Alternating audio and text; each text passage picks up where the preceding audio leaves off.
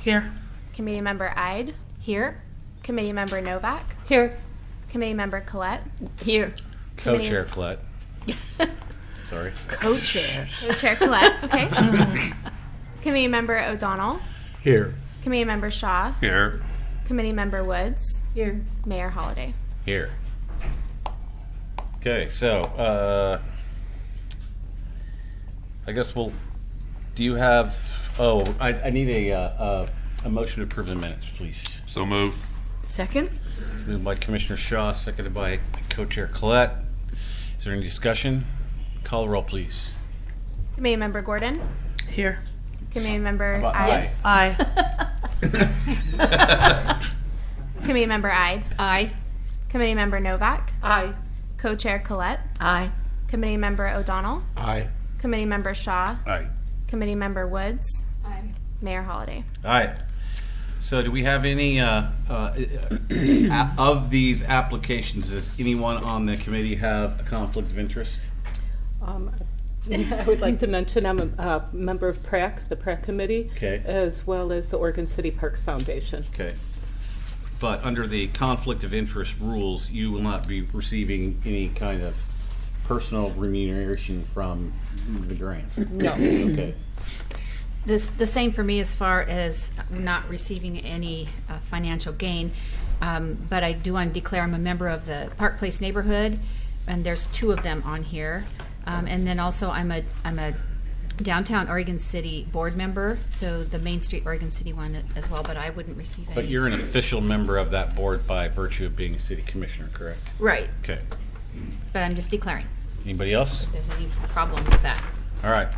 So we'll move on. Mr. Parno, funding information. Thank you, Mayor Holliday and members of the committee. We have sufficient funding available to support allocation of the grants for all the applications this year. There are $193,043 in grant requests from the 10 applications, and we advertised $300,000 in available funding. So should all of the applications meet the eligibility requirements, and should you choose to award those grants, we would actually have an additional $100,000 in carryover that would be placed in the reserve for the next cycle. And that's my report. Any discussion on that? Okay. Then we have 2 requests for, no, just 1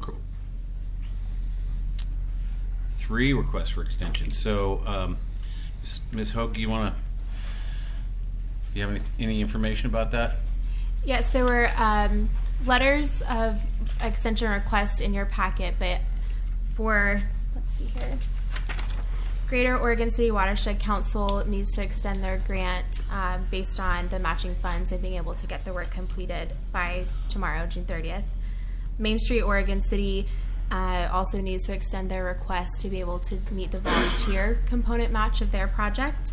And Oregon City Trail Alliance is extending their grant to be able to work with the manufacturer and get the actual bike racks completed and installed. Okay. Does anybody have any discussion about those extensions? Then I would hear a motion. Excuse me, I have a question about it first. Okay. If they're just asking for the extension, how does that work? Would we approve them, contingent on the fact that they meet the criteria? No, these are extensions from the last cycle, I believe. Oh, okay. It's not additional money, right? No, this is just, they're supposed to have completed their project by tomorrow. Oh, that's right. I'm sorry. This is my first year. That's fine. Is there a motion? Got it. I move to approve the request for extension for Greater Oregon City Watershed Council, Main Street, Oregon City, and the Oregon Trail Alliance. I'll second that. Moved by Commissioner Ide, seconded by Co-Chair Collette. Is there any discussion? Call the roll, please. Committee Member Gordon. Aye. Committee Member Ide. Aye. Committee Member Novak. Aye. Co-Chair Collette. Aye. Committee Member O'Donnell. Aye. Committee Member Shaw. Aye. Committee Member Woods. Aye. Mayor Holliday. Aye. Motion passes. So we're on to review and discuss the grant proposals. As I understand it, Ms. Hogue has let everybody know that you've got 3 minutes. We're not doing any PowerPoints. That's 3 minutes, Jerry. Just saying. So, No PowerPoints, Mr. Lewis. so starting off, do you have a staff report? I do have one thing that I wanted to report to you on. I had sent an email noting that many of the applicants needed to talk to the planning division about their projects. All of those applicants have talked to the planning division, are aware of the process they need to go through, and that their projects may have some associated building or permit fees. Okay. So first up is Alliance Charter Academy. If you'd state your name and city of residence for the record. My name is Jill Moore, and I'm a resident of Wilsonville. I have notes to keep within the 3 minutes. Our dream has been for our school, Alliance Charter Academy. It's a public charter school in the Park Place neighborhood. It's been our dream to have a community garden at our school, and it's finally starting to take shape. We've wanted to incorporate the garden in the neighborhood to increase the attractiveness of the neighborhood, create a safe and welcoming space for the community, and also to provide art for the garden. Our students are really excited about creating kinetic sculptures and paving stones for the garden for this year. We also wanted to create a unique environmental learning station so that our students could go out and learn hands-on about pollinators, about recycling, about how plants grow. We were given a HEAL grant for $8,000 last year, and so we have broken the ground for the garden. But we do need additional funds at this time for a tool shed. We also discovered that the deer really like our garden, and so trying to find a fence that, one of those types of fences that are kind of invisible after 12 feet to people, but yet will keep the deer out. Also an effective watering system. Right now we have a back and forth sprinkler that I move a couple times a day to keep the garden alive. And then materials to construct the remaining beds. We've had a lot of support from the community, from different retail places giving us discounts on supplies. We have at this time over 190 hours of volunteer from our students and our parents and community members to help put together the garden. So there's a lot of support to put this garden together.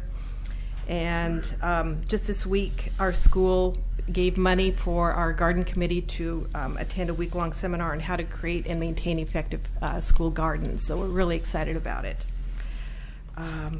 We appreciate the opportunity to apply for this grant, and thank you for your time in reviewing it. Okay, Thank you. Thank you.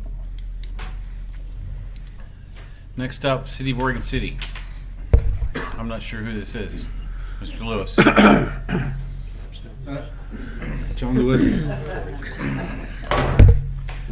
I live in Oregon City as well as work here, so thank you for your time. Oregon City Metro Enhancement Grant Committee. Appreciate you looking at all the applications. Definitely a good job. So, wanted to point out that the project is an award-winning project. It's the best place to take a stroll. So the McLaughlin Promenade project. Thank you, Nancy, for bringing that in just about 3 minutes ago. So Not on I got to purpose. steal it from her. I didn't even know she had it, and she just showed it. I went, that'll be perfect. So. I know all of you know this place. It's an important place for Oregon City. It's a nationally recognized historic place. It's a lineal park. It serves a lot of folks, visitors, but I think more importantly, the people who live and work here. So it's an amazing place. It definitely connects a lot of important structures like our elevator and some of our historic places along the bluff.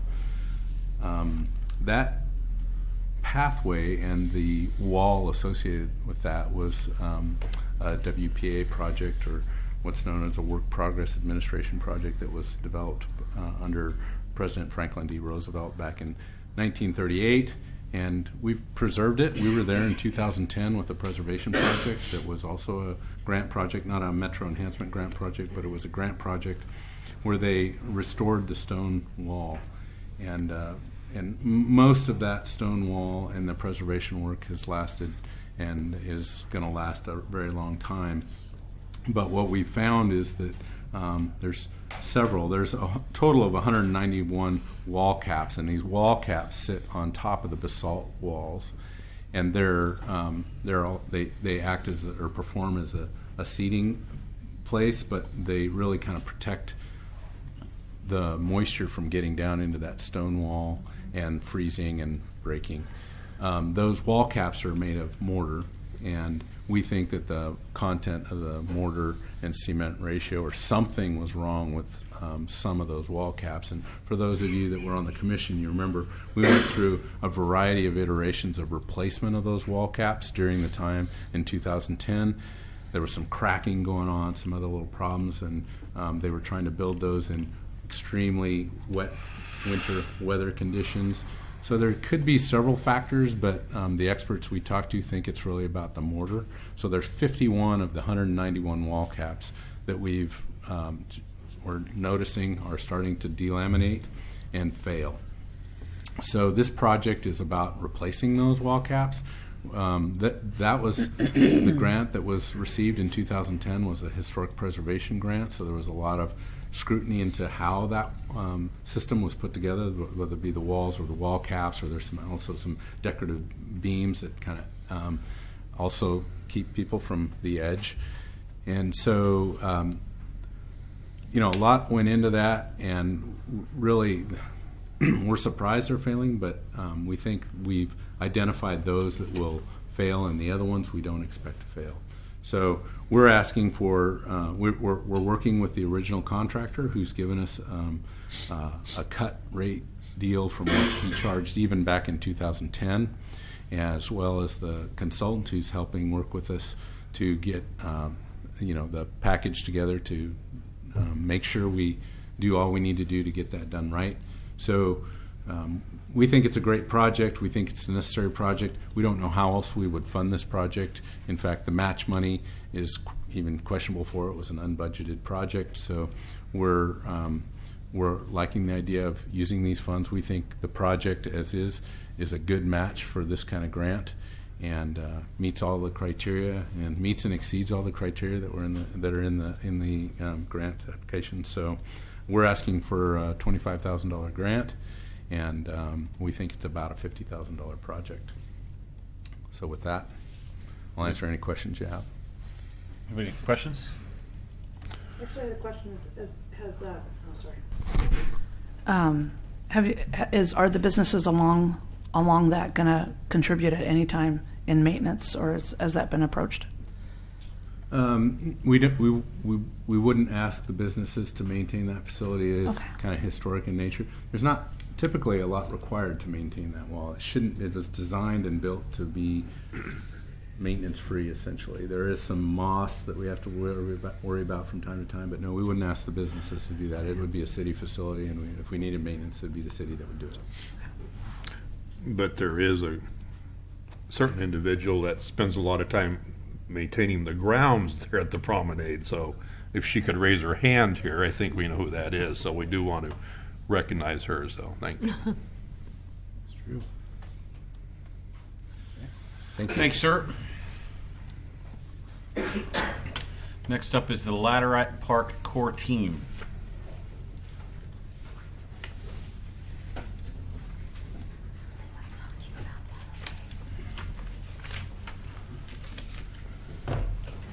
Good evening. My name is Karen Burig. I'm a 20-year resident of the McLaughlin neighborhood. And this is Francesca, also 20-year resident of the McLaughlin neighborhood. We're here representing the Ladderette Park core team and our application to be able to do phase 1 of Ladderette Park implementation. So first I want to thank you all, because this has been made possible by the fact that a Girl Scout troop last year was granted a $5,000 enhancement grant in order to be able to run a workshop to find out information about what the community was really interested in for Ladderette Park. So it occurred to me that the plan may not have been included in the application or the vision that came out of that workshop. So I'm just passing that around. I think it was money well spent. We worked with, the girls worked with bringing residents in to be able to ask them what they would like for Ladderette Park. And we spent a weekend and we were able to come up with a vision, which is really exciting. As many of you know, Ladderette Park was for 30 years the site of the swimming pool in Oregon City from 1935 to 1965. And then the next 45 years, it has been a tennis court.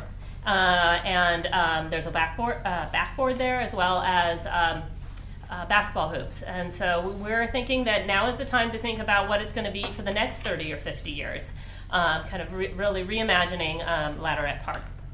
So our grant request is to be able to do what we're calling phase 1 of Ladderette Park, and that would involve removing the handball wall.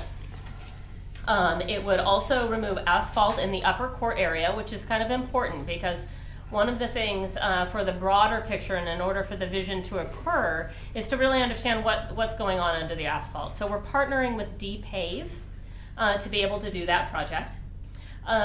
Creating holes in the lower tennis court area for basketball hoops. One of the things that we found is there's 2 tennis courts there, and they don't necessarily both need to be used at the same time. There's room to be able to do basketball and tennis down there for right now. We'll lay down engineered wood chips where the asphalt was removed, and we'll install some low elevation nature play, and we'll look at the ways that we can create places for people to sit. So we're doing this in partnership with the Parks Department. We're not out there on our own.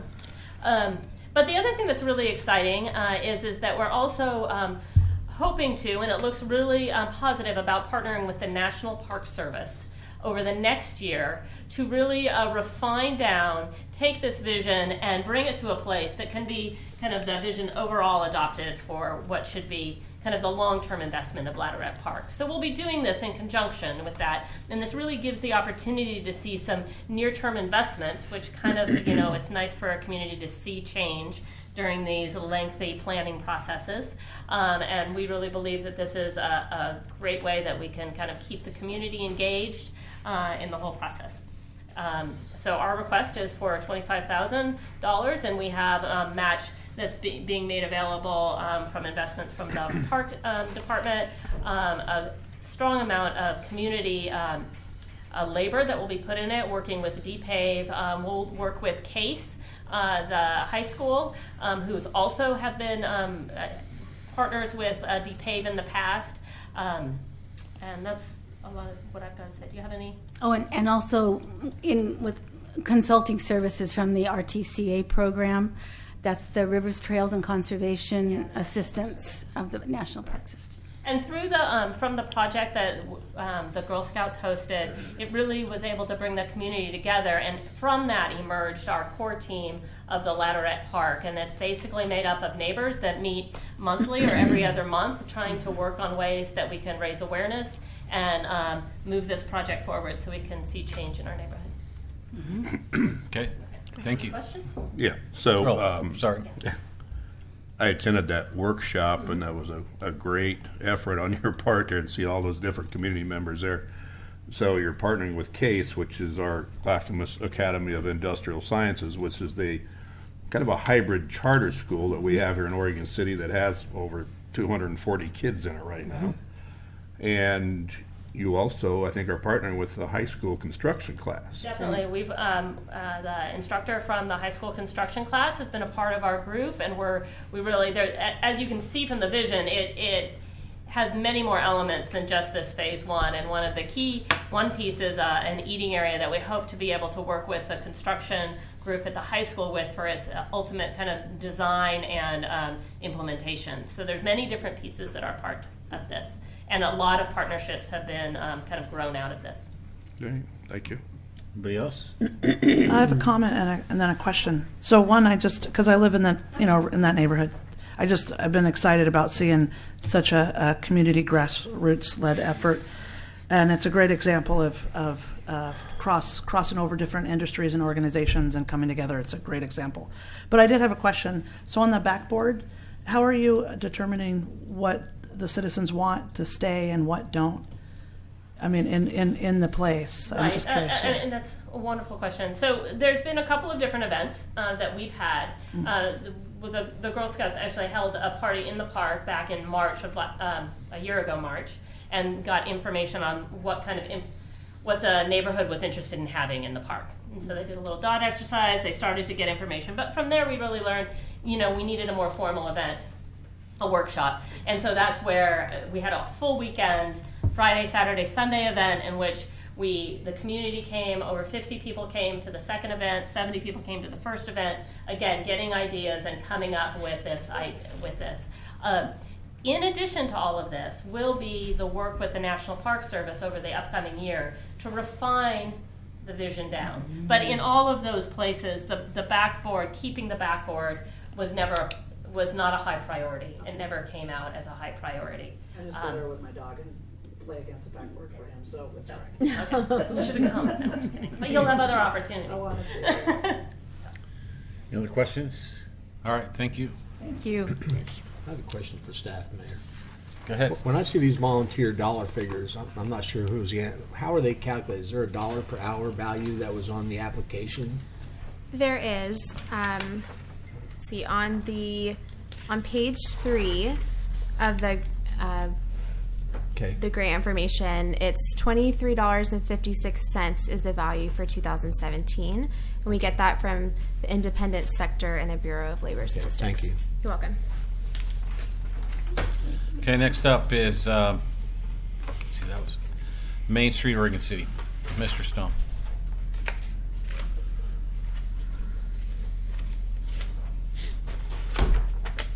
Good evening. I'm Jonathan Stone. I'm the Executive Director of the Downtown Oregon City Association and a resident of Oregon City. The project we have in front of you is probably unconventional in terms of what you might think of as an enhancement project because the primary grant funds are going towards what I call Google Analytics for places. But then we are committing to creating a series of pilot enhancement projects to kind of test what works and what doesn't work in terms of like creating footfall and traffic in the district. So this helps us try new things, but also at the same time evaluate all of our programs year-round. And we are beneficiaries of mental enhancement grants fairly regularly because a lot of what the work that we do falls under the guidelines of enhancement projects, at least in terms of this grant program. And so what we wanted to do this year was to say, hey,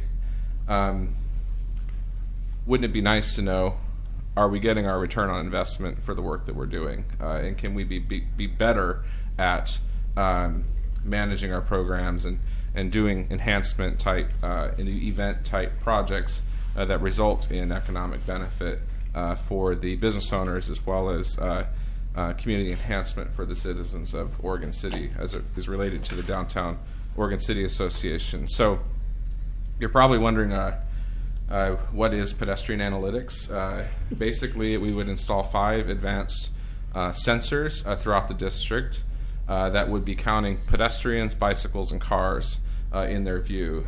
These sensors are capable of differentiating between different crosswalks, so we'd actually be able to understand patterns. Like, did you ever wonder how many people come out of the bottom of the elevator and go right or go left?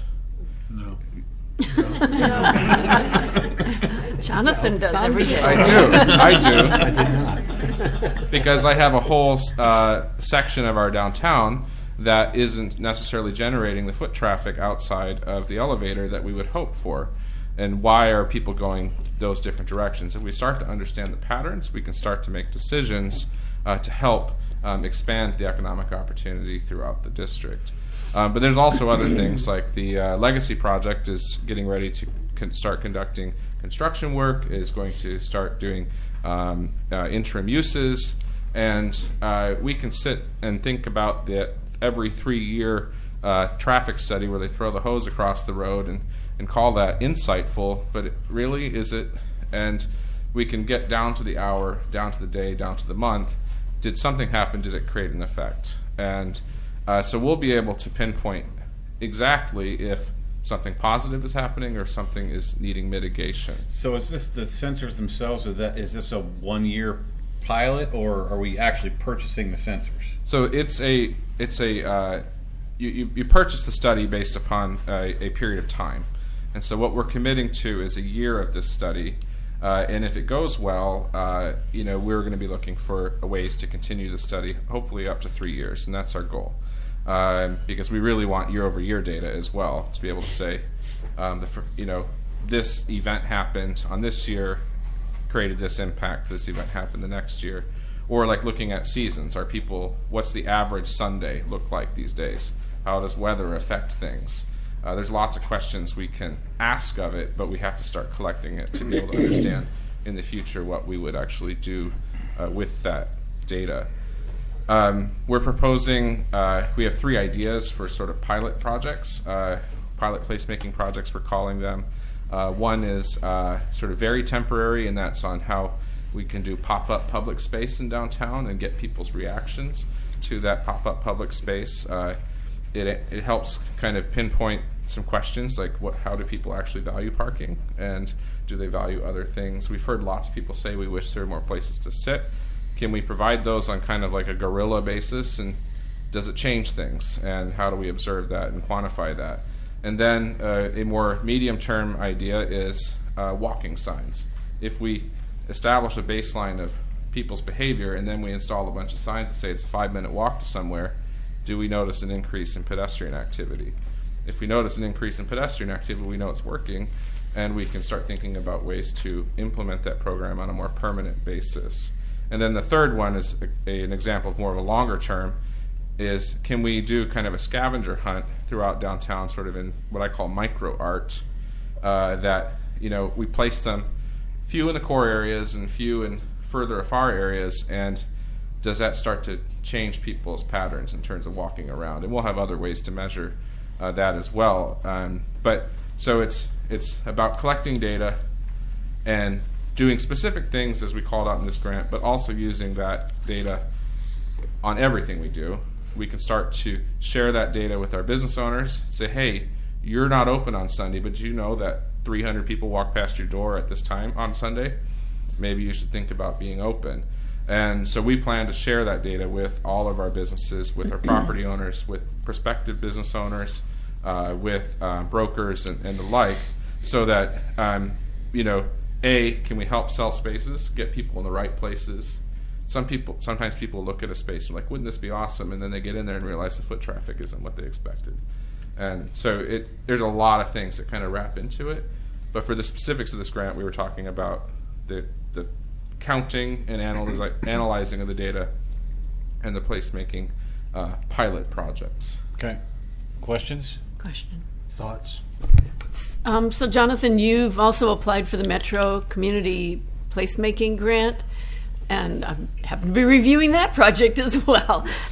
So what happens if you do or don't get that grant? Are there more elements to the pilot, or what's your plan? So the projects that we proposed are, would we do a $15,000 micro art installation versus a $5,000 one? That's kind of the evaluation that would happen, if we don't get those other grant resources. And so that we would just, we were trying to be modest in what we were considering the match in this grant for those placemaking projects. But the reality is that the dollar value of them is much greater, probably. So we were being conservative here, so that if we didn't get that other grant, we could still perform. Good, thank you. Commissioner O'Donnell?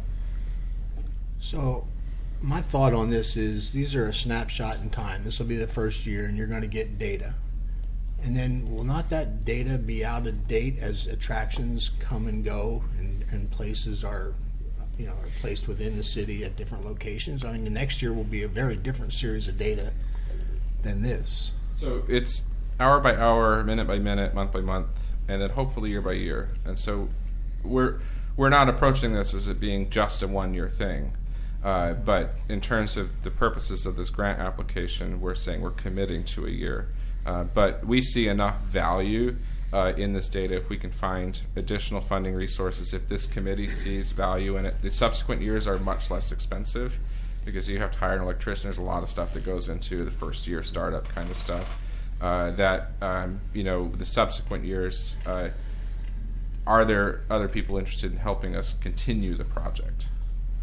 And the admin expense, I think it was like $4,500. Where does that go? Who is the beneficiary of that? Is that an individual or an organization or the vendor? We said $3,000 under personnel services. So we do have a professional staff that's involved with most everything we do, and so we tried to keep that percentage low in terms of the overall cost of the grant, but it just acknowledges the fact that we're managing what is effectively a very sophisticated program, that will hopefully be of value not just to us but all of our partners. Ms. Wood, you had something? No. Oh, I was gonna. Oh, was that your hand? Yes. Oh, I guess it's just being blocked by Mr. O'Donnell here. Go I was ahead. going to take off on Commissioner O'Donnell's thoughts here, but you're going to be able to do this with your existing staff. Yes. So they'll be collecting the data and everything off of that. So the managed, it's actually a managed service, and so there is an entire team that is working with this project, and it will be on call at all times to be able to help us understand what the data means. We've been working with them extensively up to this point to better understand their product and what it can provide, and so they're there to help us. And it's not like we're going to be delivered a spreadsheet with 1 million lines on it. They're visually interactive tools on the back end. We'll give access to Public Works and other people to have user access, so they can just go right in and say, hey, I wonder what the car count was on Main Street last Tuesday. They'll be able to do that within a few seconds. Okay. So is it sensitive enough to be able to do a pedestrian count on Halloween? I hope so. I think it is. Just a comment. I think that a spin-off of this is that it could be a really great baseline study prior to when the Riverwalk would be. And that's why we reached out to the Legacy Project team for a letter of support, is because there's not very good data. There's non-existent data, let's say, out there about what the baseline of downtown is in terms of its actual car count, actual pedestrian count, actual bicycle count. And those are all things that people are making assumptions about as to how the impacts might be. And so if this study turns into a long-term study, we'll know for sure what the actual changes are based upon the various changes that happen. Anybody else? I have a couple of final questions. So, year one is the 22,000 or whatever it is. 24,000, yeah. So the subsequent years are, I think, between 10 and 15. And does that go down as we go farther into? Let's say we went to 5 years. It could be. So our plan is to sign a 3-year contract with them, and if we don't find the continuing financial resources for the project, we would pay a 5% cancellation fee. If we signed a 5-year contract, that goes down even further for the subsequent years. And is this gear that you install, is that something that can be bought on that say the city could buy on the commercial market and install and be able to use? This our preferred vendor, I think the answer is no to that. However, they will. There is a version of their technology where they can use existing camera feeds, where they can analyze something that the existing city's camera network sees. Which we don't have. Which you don't. We don't have an existing camera network. Well, you do in some of your park facilities, I believe, right? And then like on the. Yeah, but not on Main Street. Right, you don't. Right, which is. I mean, that's the point. But I'm just thinking of it, like if this right. proves really interesting, that it's extensible beyond downtown. Sure. All right. Thanks, sir.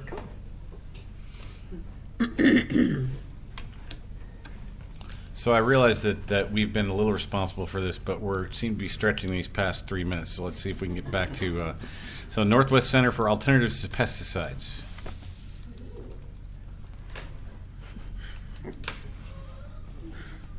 Good evening, Mayor and Commissioners. My name is Sharon Salvaggio, and I'm here representing the Northwest Center for Alternatives to Pesticides. We're an organization dedicated to protecting community and environmental Your health. city of residence, please. Oh, my city of residence is West Lynn. Okay, thank you. Mm-hmm. I do have rental property Oh, in that's fine. Oregon City. Okay. Just for the record. Okay.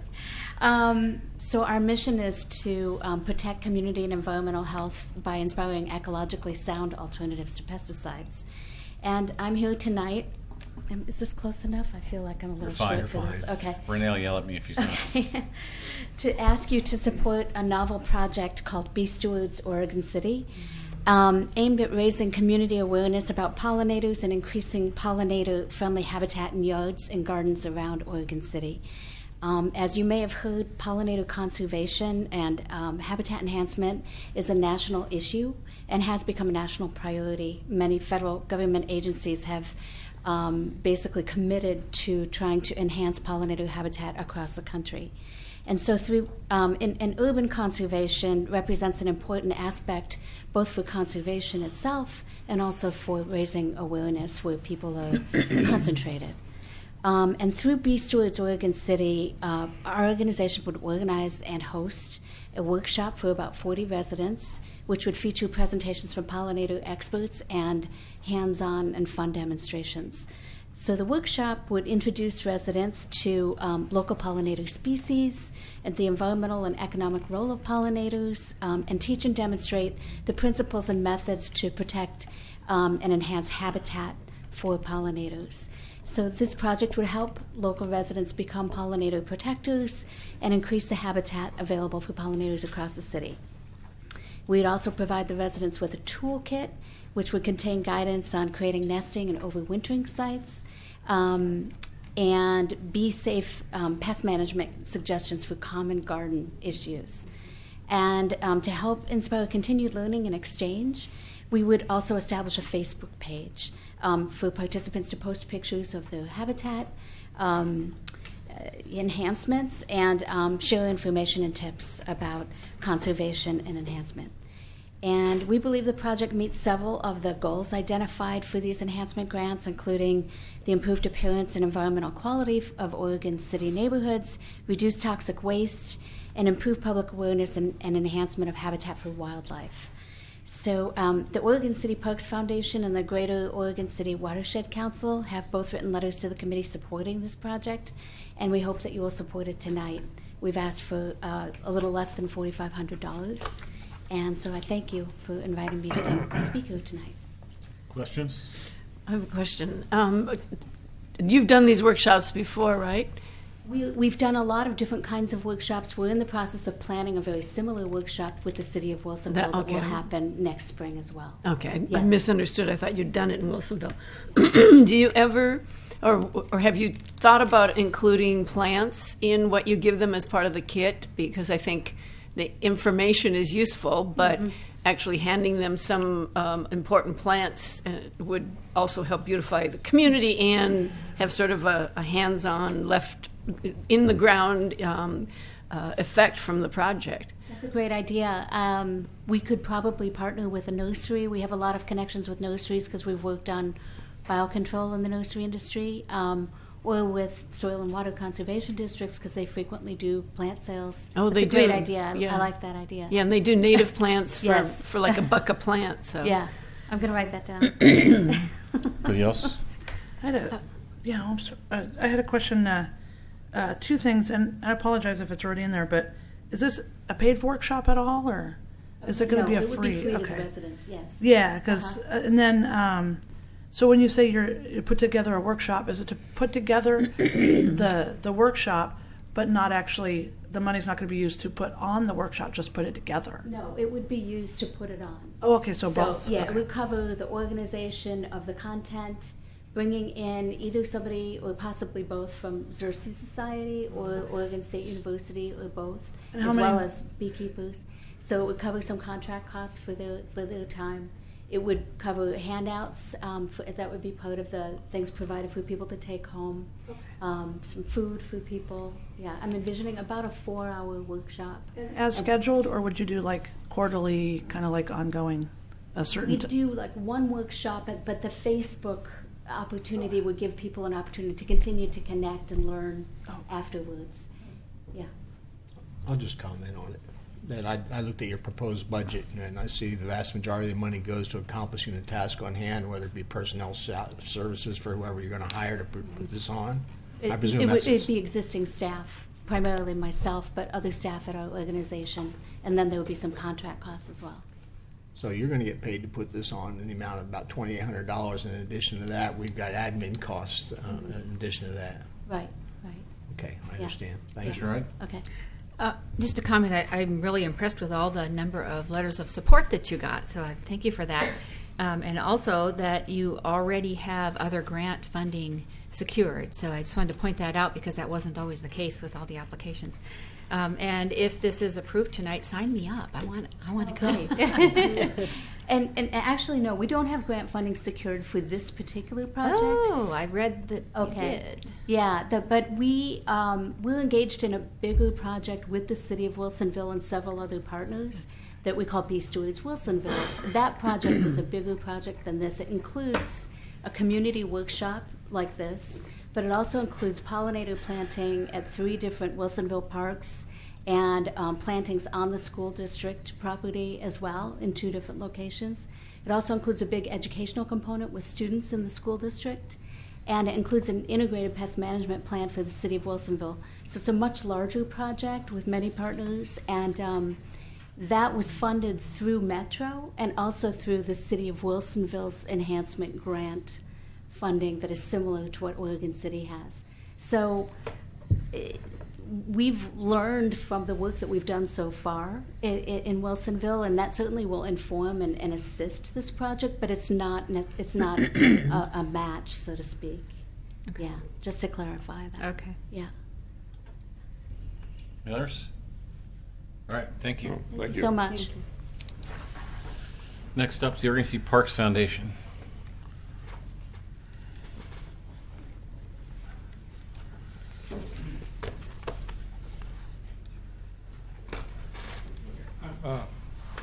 Brian Boyce. I'm an Oregon City resident, and we started up the Oregon City Parks Foundation just last year. The project that you've gotten the application for is important for reasons that go beyond what is actually in the grant. Clearing invasive ivy and invasive small trees in Waterboard Park will result in a more open landscape and make possible trail planning in the future. We anticipate, in cooperation with the Oregon City Parks, the planning and building of a trail system into areas of the park that few visitors now see. Waterboard Parks has a number of unusual physical features, including cliffs and extensive landslide areas, in fact, practically the whole park. And these will be much more visible as a result of the invasive removals we're proposing. Future signage should feature the geological processes that form the park, and some of which are still continuing today. The ground is moving there. The locally rare fern that is present in the park, with continued management, will be able to spread to suitable habitat over much of the park. Other native plants will be able to do the same. The thin, dry soil and rocky areas are not conducive to successful planting. It's just too dry, and natural regeneration will give better results. This treatment of Waterboard Park will serve as a template for other Oregon City parks with similar issues, such as Atkinson Park, Old Kenema Park, and Singer Creek Park, among many others.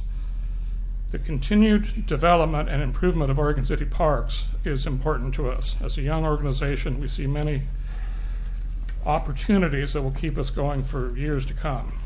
We thank you for your consideration of our grant requests. I welcome any questions that you may have. Questions? Brian, I'm looking at, you have a forest management contractor at $25,000. What is that? Is spraying 9 acres of ivy. Okay. Which is over half the park.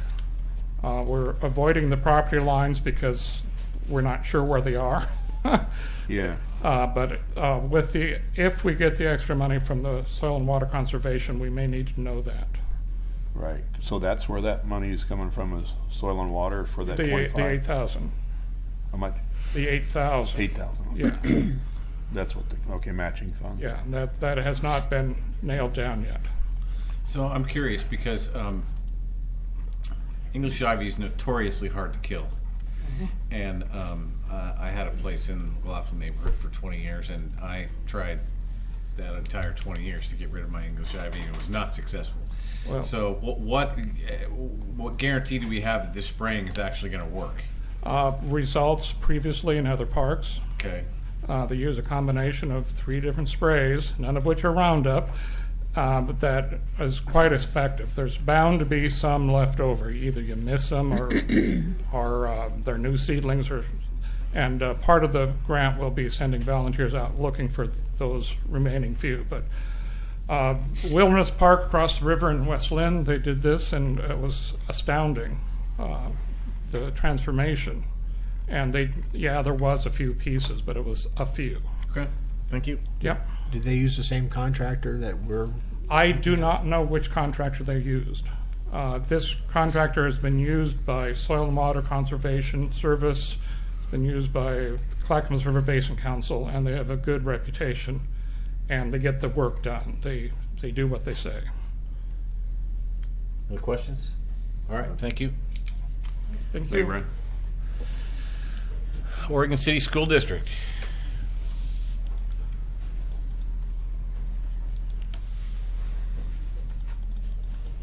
Wes Rogers, Director of Operations for the school district, Hi, Wes. longtime Oregon City resident. Here to talk tonight about our proposal connecting Clackamas Community College to the Oregon City High School campus and upgrading the current gravel pathway.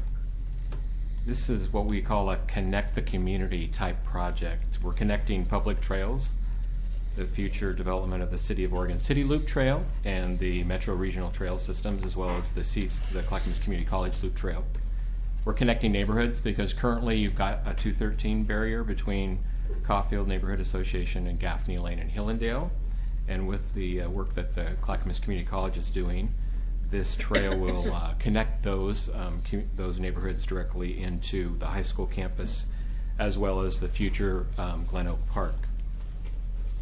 And then we're going to be connecting educational opportunities because there are students on both sides of this pathway, both at the high school and at Clackamas Community College, that will use the pathway in the future and be able to use different types of transportation to get there. The current pathway, I don't know if any of you have ever been on it. Ever been in on the winter? Mm-hmm. Yeah. It's full of water in the winter on one end, or the high school March end. my JRTC kids up and down that path. Yeah. And it will be paved and lighted, and it'll also have benches put on it. And then that'll improve the ADA accessibility of the path, because currently it is not ADA accessible. Also provide some more multimodal transportation if you're pushing a stroller or you're skateboarding, scooters, tricycles, roller skates, those kinds of things will all be able to use the path. And then the improved wet weather use. I know if you're out there and you're dodging potholes as you're walking through it, you'll notice that there's a very small culvert that connects the two adjoining wetlands, and that will be significantly improved so that there should not be any flooding on the new pathway.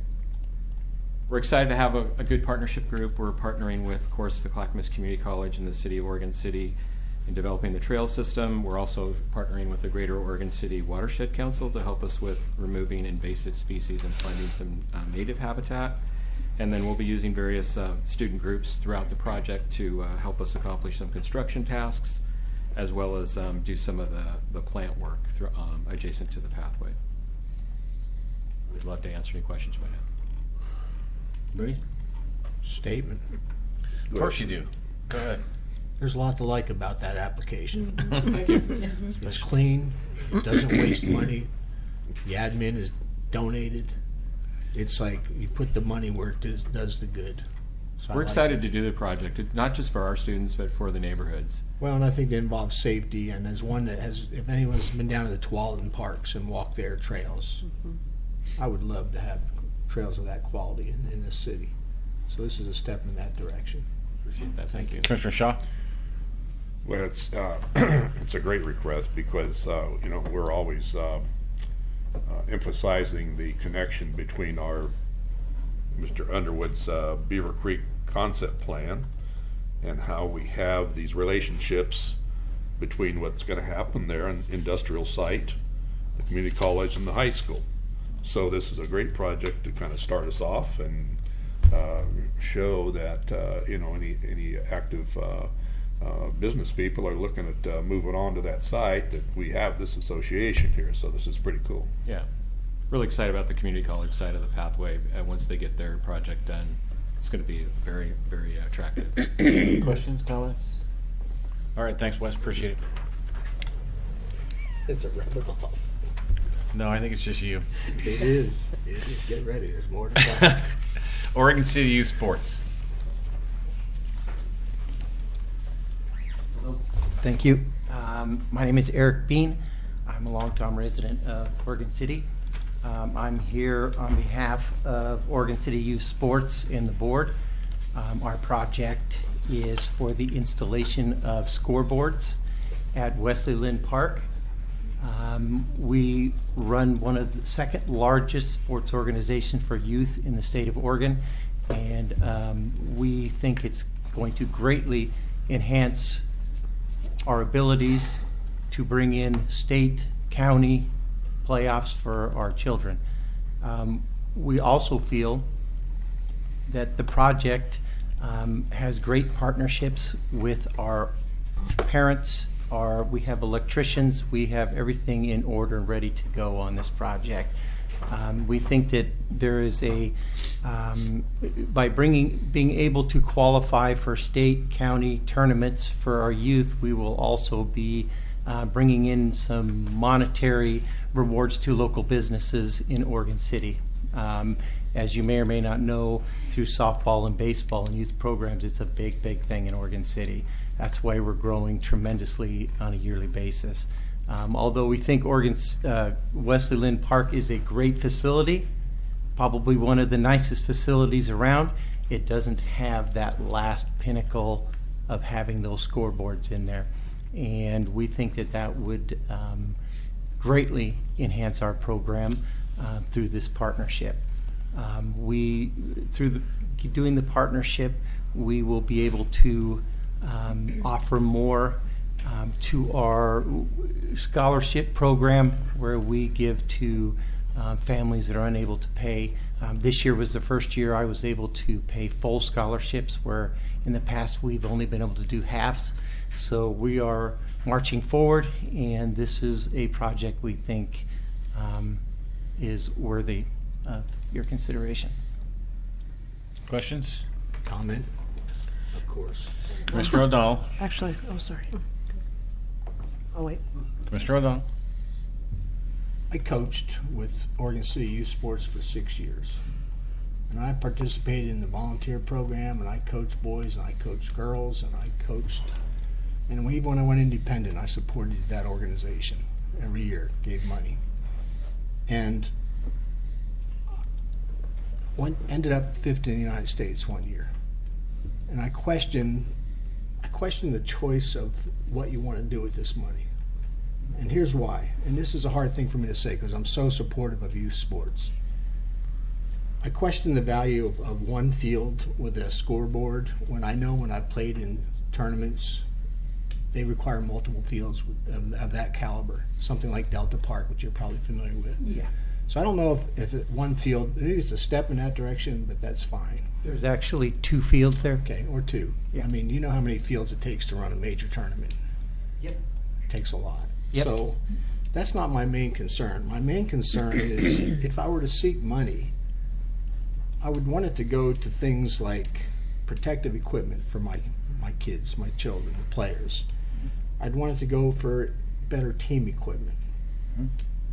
You know how much that equipment costs nowadays. You know what an aluminum bat costs. It's excruciating.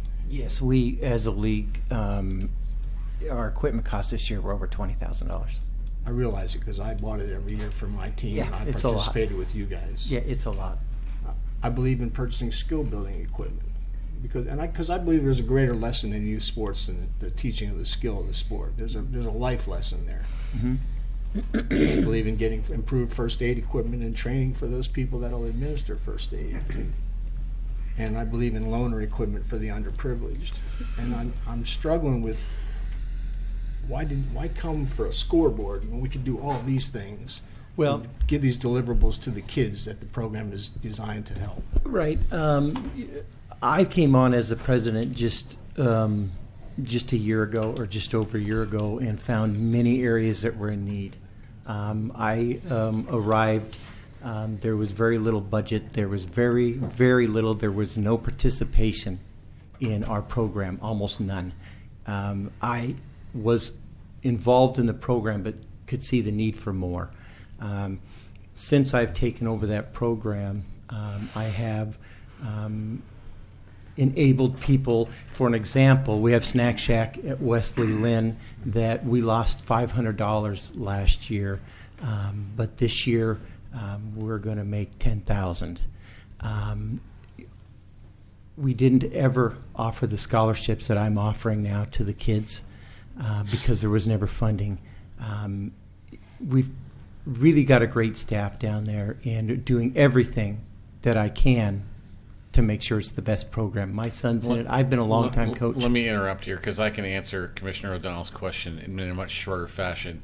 The money that is coming from Metro Enhancement Grant couldn't be used for any of the things that you're talking about. Right. Okay, end of story.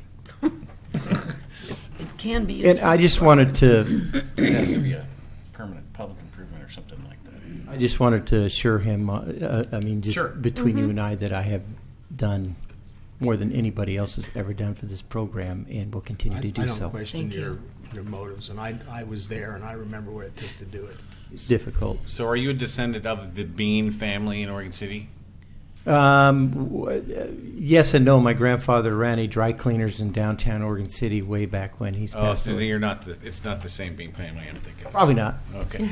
I actually have a question real quick. Right? Sure. Well, one, and a comment, I see where you're coming from, but when I do like the idea that when somebody comes to one of your games, it's going to be like an experience, like an event, and it will, and having a nicer scoreboard would make it more like a happening, you know. But what I wanted to say is, I like that you said all efforts will be made to be locally sourced. So, what is it? Efforts in, like, if it doesn't come in under budget, you will go out of the area, Oregon City. No, I mean, I think what we were trying to say is that the project will be totally funded through volunteers of Oregon City Youth Sports. Oh, okay. And through our parents and our board members, et cetera. Okay, like the materials and stuff like that. Absolutely. You want it locally sourced, right? Yep. Yeah, I thought that was great. Yeah. Okay. Anybody else? On a positive note, I do like the idea of drawing tournaments because the organization can generate income from those. Yeah, and that's the one thing that we've always lacked here. I mean, we are going to have this year for the first time in over 20 years the state championship for the midget level of baseball, which has never been brought to Oregon City, and that's one of the things that I've gone after. And I don't see why we can't put Oregon City back on the map as one of those places. And I think the scoreboards in Wesley Lynn is a tremendous improvement and will help the organization. Chapin has 4 fields. Well, that's another project. And Commissioner O'Donnell? Yeah, we're out in the weeds there a ways, okay? Okay. Commissioner Hyde? Yeah, I was a little fence-sitting myself on this one, too. Just, I think there weren't as many of the criteria that this particular application met. But I think that perhaps when the IGA was developed, that they included the one on increasing employment or economic opportunities for city residents. And when I'm aware of the numbers of people that you bring in for food and housing and lodging and et cetera, huge. It's a lot. I mean, I know even next weekend there's a big tournament at the high school going on here with bringing lots of people to Oregon City. So I think that's a heavy one for me. So and the fact that it's benefiting youth. You know, those two big ones are big. So I mean, I'm supporting this one based on those two things. Do you have an event email list? So do you yes. like not for like the parents, but just for regular folks, like when you have a tournament or something? A little Facebook page or something? We do. We have Facebook pages, and then we're on I don't do this portion. We have someone on the board that does, but the local or OC local chat Oregon City Chit Chat? Yeah, that's on there, And and we have Nextdoor? Facebook, and then of course we have our mass email to the entire league, Sure. and anybody who's ever been involved in the league. Okay. Yeah. All right. So I had one. I feel bad about asking this because it's all of your efforts that you've done so far. I'm a little humble here, but are you going to do any? Is it on your sign, or is there room for sponsors at all? Oh yeah, and that was my fault. I'm not like this great dynamic speaker, as I'm sure you can tell. But that's the other part of the scoreboards that's going to be great for us is funding in the future. So on a yearly basis, each scoreboard will have a sponsorship section on it. We already have a partial commitment from Les Schwab Tire Center, and those monies will come directly to the league, and we will use those monies to further develop our equipment, etc. Yeah, so I think that's a great point. Okay, thanks. Thank you. Thank you. Thank you. Rivers of Life.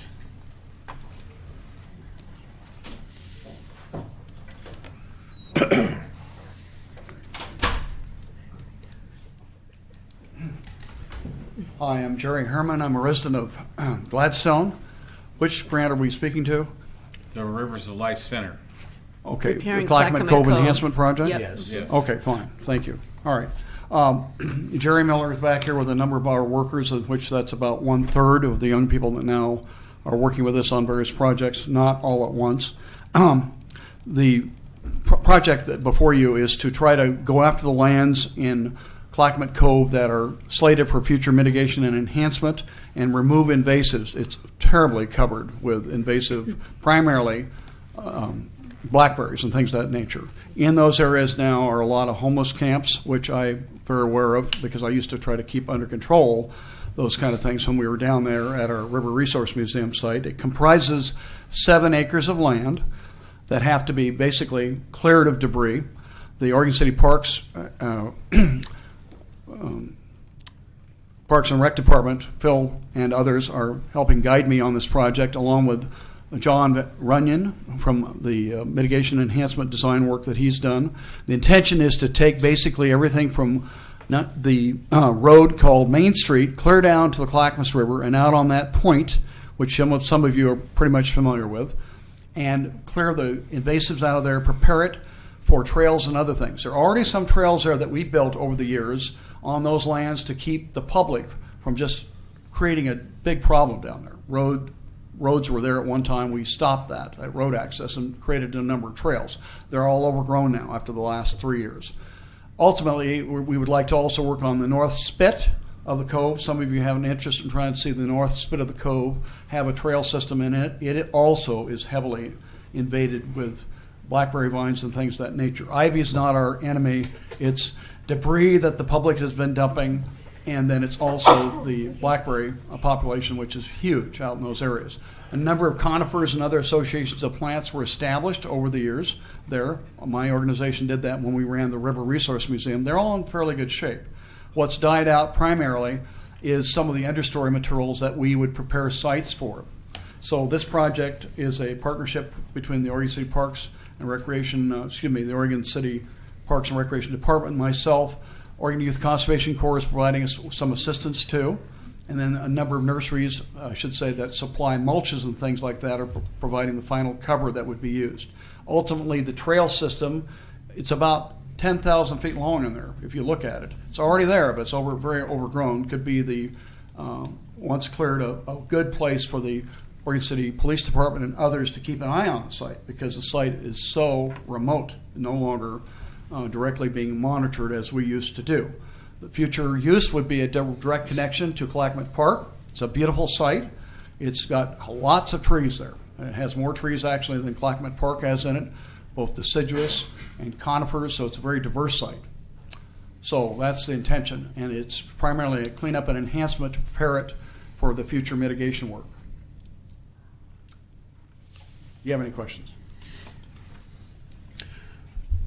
Well, we've appreciated all your efforts in this community, Jerry, so far, and this looks like a continuing effort that way. So Are you using the volunteer folks? Are these folks getting paid for this? Or? You know, I used to try to do stipends, and stipends worked to a point, but the Oregon Labor Division, you know, things have really changed a lot, and minimum wage is changing, as you know, and these people are paid, but I also involve a lot of volunteers. So down on this project, there's a lot of volunteers that used to love that site, and I know who they are. They used to come down and help us.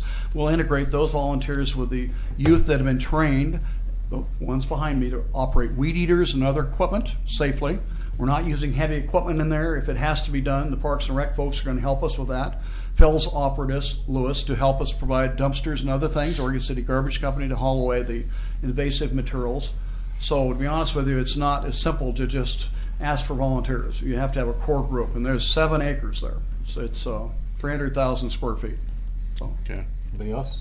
I have a question regarding wildlife. What types of would this affect wildlife in any way? You know, the work we're doing will not disturb anything except the wildlife that the police department are looking for from time to time, because they'll be less able to hide in some of those areas. All right, the wildlife that will benefit are the great blue heron, red-tailed hawks, many of the other raptors that hunt that area. There are bald eagles down there. The bald eagle is trying to nest this year. Okay, and I think they will probably succeed in nesting. The fisheries is remarkable. You've heard a lot about your cove project and how difficult it is in terms of water quality there. That entire side of Clackamas Cove is heavily shaded. We intend to keep that shade in contact and doing its job of protecting those anatomous salmon, steelhead, things like that. Okay.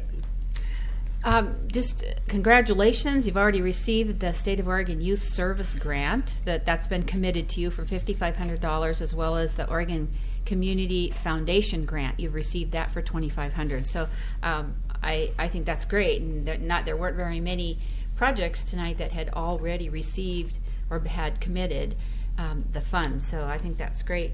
But I would like, if you're awarded this grant, I would love to see the before and after photos of what looks like, what it looks like today, and then after you're done. I just love to see the change. The youth you see behind you are also trained as tourism presenters, and their intention I bet they have cell phones too. They will be presenting a day workshop for the public and for all of you folks to come down and look at the finished product. We will photograph it from top to bottom, beginning to end. Great. Okay. Anybody else? All right, so last one is, again, you, Jerry, and Linda Van Haberbeek and the Two Rivers Neighborhood Association. Let me introduce Linda. Linda is the secretary of the Park Place Neighborhood Association. No. No? No. Excuse me. Linda can introduce herself. I'm the service chair. Service chair. For the Park Place Neighborhood. Okay. And I've worked with Jerry on a number of projects in the past. And he's asked me to continue working with him. And so I think my husband and I can do that. And we have 3 of the spots on his 6 spots are in the Park Place neighborhood. So we're at Clackamas River Drive in Forsyth, at Hiram Straight Pioneer, and at Holcomb. And he's additionally put together a spot at with Two Rivers at Metro Washington Street Gateway, and then there's a spot Riverview Plaza Park, which is the 99 E-turn right by the mill where the John McLaughlin statue used to be, and the 99 E Tunnel Railroad Avenue. Those are his 6 spots he's put together for this grant that he wants to maintain, that he's done work on already. The issue here is that these 6 sites total about 150,000 square feet, and they were done over a long period of time. And we've tried to maintain them over the years. Each year I get a grant from you. I go back and take care of the sites I can. But I'll be honest with you, we're looking at about 5 acres now of land that needs some attention. The Public Works Department are not going to be able to get to these sites. They have many mitigation sites to maintain that you know about, swales and wildlife areas and so forth. So we're trying to go back and go to these and give them the attention that they need. One that was just worked on is the entry to Metro South wetland. And what was a pile of boulders and a big mess down there, Public Works and I and our group worked together with their heavy equipment and then our back labor later on to create an entry feature there that's very attractive on Washington Street at this time. So it's really an intent to catch back up on the work we've done and not let these sites be suffered. All are high visibility entries, every one of them. One in Oregon City, that's next to your Legacy project, overlooks where your future walk will go. It's the turn of 99E. And when Nancy Kreshower was your public works director, we built that landscape for her. And at that time, she was having a problem with sprinklers hitting people in the river, on the westland side of the river. And she said, you know what's the matter? I said, we'll take care of that. And we readjusted everything, put in proper sprinklers, landscaped it, but it needs attention as a major feature to your city. Areas you go into the tunnel are very overgrown on both sides, one side in particular, public property. And then there's the tunnel itself, not the tunnel, but the little tunnel. If you haven't been up the little tunnel, there's a little tunnel that goes to the second level above the main tunnel that people kind of enjoy. We got that cleaned up many years ago. It needs attention again. So it's a real attention to detail on the previous sites. Okay. Questions? All right. Thank you. Thanks, Jerry. Thank you. Thanks, Linda. Okay, so as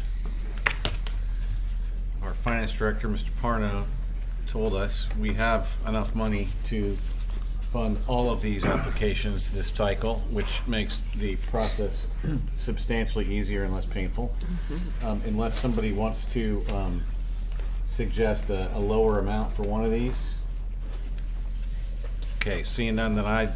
Can we do a larger amount for any of them? I don't know if we have that. I don't think, to be honest, I would be uncomfortable doing that Okay. now, just because the process had said and it told you what the maximum amounts are. I know one applicant asked me that earlier today, and I said, no, that's not possible because, the rules are the rules. I would like to encourage the NCAP, the bee people, is that the bee people, to look into the plants idea. I mean, I was going to propose that we increase your grant by $500 or something to buy plants, because I do think that going to a workshop is great, but being able to walk away with a plant and knowing where to put it and how to grow and nurture it will also have a lasting impact. So, if you can get those donated, terrific. But theirs was a really small. Yeah, I know, and that's what I was thinking about. I think that her request is different than what you just Right. said, because It's not to go over identified. 25, it's something that is identified. I'd entertain a motion in that effect. I move that we increase the whichever one was the B Northwest one. Center for Alternatives to Pesticides. NCAP, that's it, right? By $500 to enable them to purchase plants to give to the workshop participants. Second. Been moved and seconded. Is there any further discussion? Mr. Parno? Mayor, I just wanted to qualify that your point was that if a grant had been requested a lower amount than the maximum, there was that possibility increase, and a grant that had been requested at the maximum would be difficult to go against the procedures that we have in place. I Yes. think was your point. Yeah. Thank you. Okay. No further questions, concerns? Call the roll. Committee Member Gordon? Yes. Aye. Committee Member Ide? Aye. Committee Member Novak? Aye. Co-Chair Collette? Aye. Committee Member O'Donnell? Aye. Committee Member Shaw? Aye. Mayor Holliday? All right. Okay, now I would entertain a motion to approve the rest of the grants as they were presented. So moved. Second. Glad somebody's awake. Moved and seconded. Is there any further discussion? Call the roll, please. Committee Member Gordon? Aye. Committee Member Ide? Aye. Committee Member Novak? Aye. Co-Chair Collette? Aye. Committee Member O'Donnell? Aye. Committee Member Shaw? Aye. Mayor Holliday? Aye. Okay, so I'm a little confused about this next piece, but supporting materials. There's no action required. It was just supporting materials about the grant and Okay. the bylaws and the IGA. It was super helpful. And Thank we're you. not getting, are we getting verbal exit reports from these organizations, or is it was that just the packet information? Just the packet information Okay. as well. So, and we didn't have a space for citizen comment here, did we? Did we normally not do citizen comment? Okay. I don't remember. Then I think we're adjourned.